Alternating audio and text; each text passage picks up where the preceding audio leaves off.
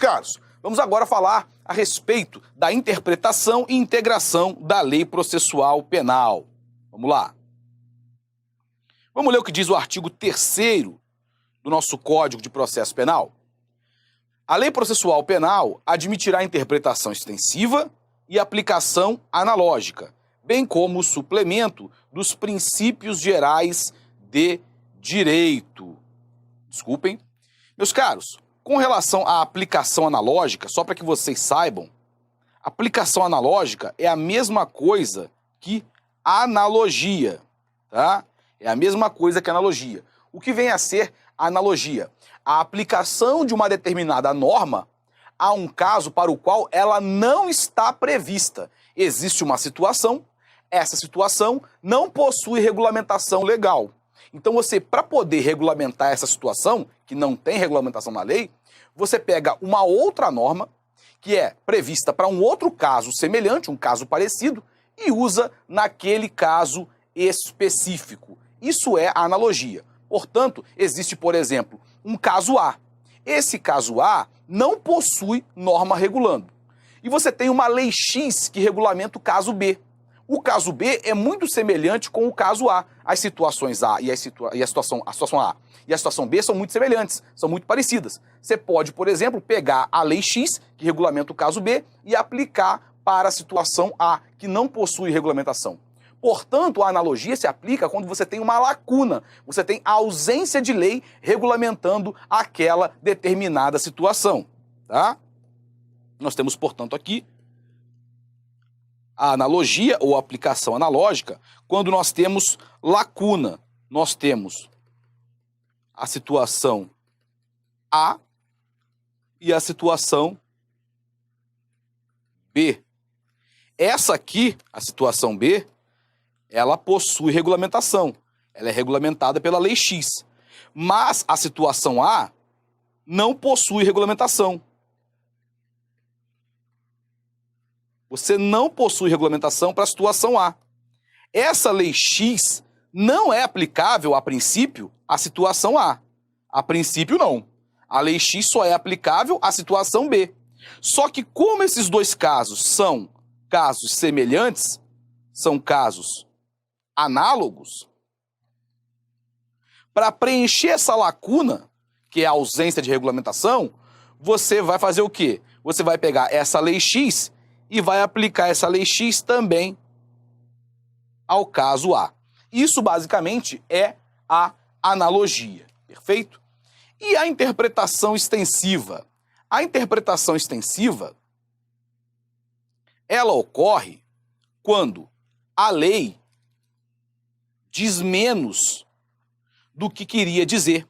E como a lei ela diz menos do que deveria dizer, do que queria dizer, é necessário que o intérprete ele amplie, ele estenda a aplicação daquela lei por meio de uma interpretação extensiva, dizendo o seguinte: olha, a lei queria abarcar também essa situação, mas a lei acabou dizendo menos do que ela queria dizer.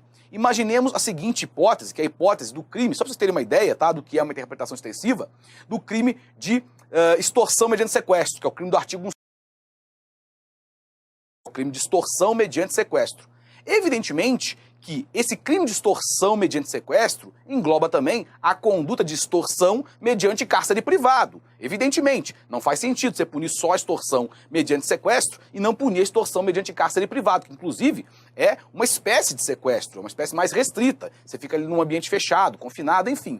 Evidentemente que a lei quis abranger também o cárcere privado, e não só o sequestro. Então você faz uma interpretação extensiva. Esse é um exemplo clássico de interpretação extensiva. E além dessas duas, a interpretação extensiva e da analogia, da aplicação analógica, nós temos os princípios gerais do direito. Só que antes de eu entrar nos princípios gerais do direito, eu devo lembrar a vocês o seguinte: a aplicação analógica, a analogia, como eu disse para vocês, são sinônimos.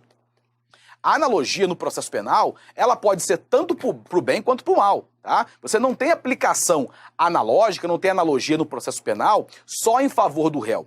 Lá no direito penal, direito material, só é possível a analogia quando for analogia in bonam partem, ou seja, analogia em benefício do réu. A analogia in malam partem, a analogia prejudicial ao réu, lá no direito penal, ela é vedada. Aqui não. Aqui pode ser analogia tanto em favor do réu quanto em prejuízo do réu. Não importa, não existe essa limitação, só pode analogia benéfica. Não, aqui pode ser analogia in bonam partem ou in malam partem, não tem problema algum. E além da analogia e da interpretação extensiva, nós temos os princípios gerais de direito, que são princípios já de muito tempo no direito, que formaram a estrutura jurídica daquele ramo do direito, como é o direito processual penal. Por exemplo, existe um princípio do direito que diz que, quando não há regulamentação, quem fala por último é a defesa, até por uma questão de ampla defesa, de contraditório. Então imaginemos o seguinte, imaginemos que não existisse no nosso Código de Processo Penal nenhuma regulamentação a respeito da ordem de fala nas alegações finais orais. Existe. Existe uma norma no nosso Código de Processo Penal que diz que primeiro vai falar o Ministério Público por 20 minutos e depois vai falar a defesa. Ok. Imaginemos que não existisse essa norma. Não tem essa norma no CPP. O juiz poderia estabelecer que quem vai falar primeiro é o MP e depois fala a defesa com base nesse princípio geral do direito? Poderia. Poderia o juiz suprir esta lacuna da lei com um princípio do direito. Isso seria perfeitamente admissível. Então, de acordo com o artigo 3º do nosso Código de Processo Penal, nós temos a admissibilidade da interpretação extensiva, da analogia in bonam partem ou in malam partem, não importa, e dos princípios gerais do direito.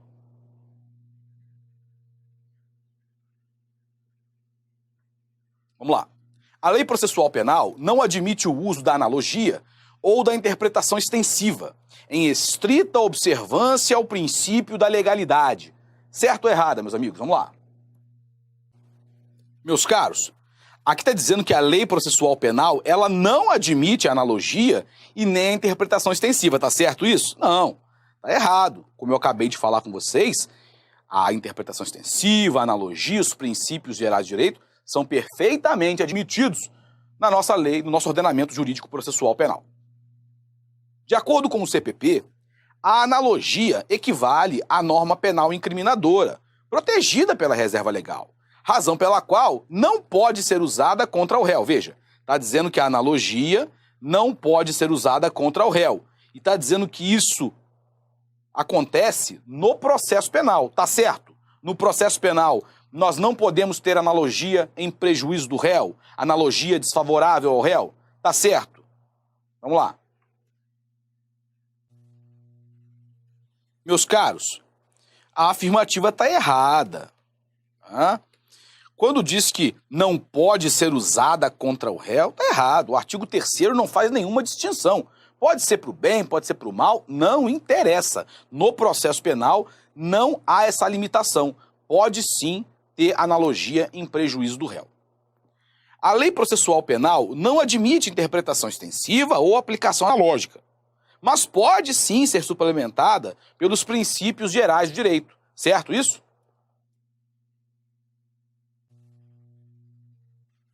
Caros, a afirmativa está errada. Acabamos de estudar isso. Isso está errado.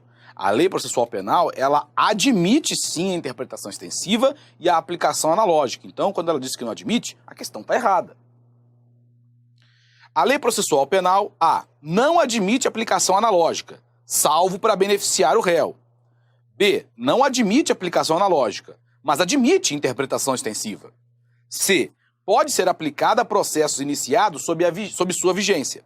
Somente, pode ser aplicada a processos iniciados sob sua vigência. D, admite o suplemento dos princípios gerais do direito. E letra E, admite interpretação extensiva, mas não o suplemento dos princípios gerais do direito. Qual é a alternativa correta? Vamos lá. Meus caros, a alternativa correta é a letra D, ou seja, a lei processual penal admite o suplemento dos princípios gerais do direito. A letra A diz que não admite aplicação analógica, salvo para beneficiar o réu, está errado.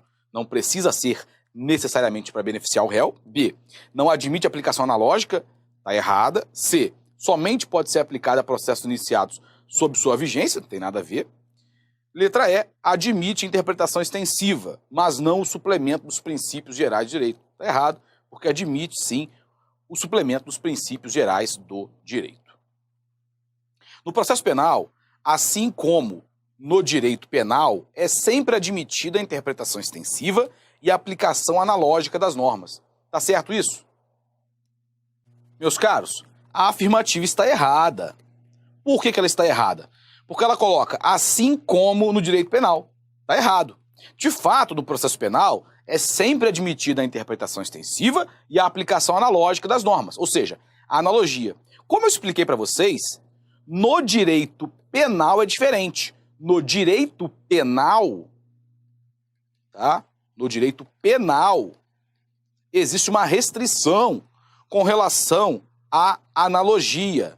No direito penal, a analogia só pode ser in bonam partem, ou seja, para beneficiar o réu. Perfeito? Não se pode usar analogia in malam partem no direito penal. Perfeito?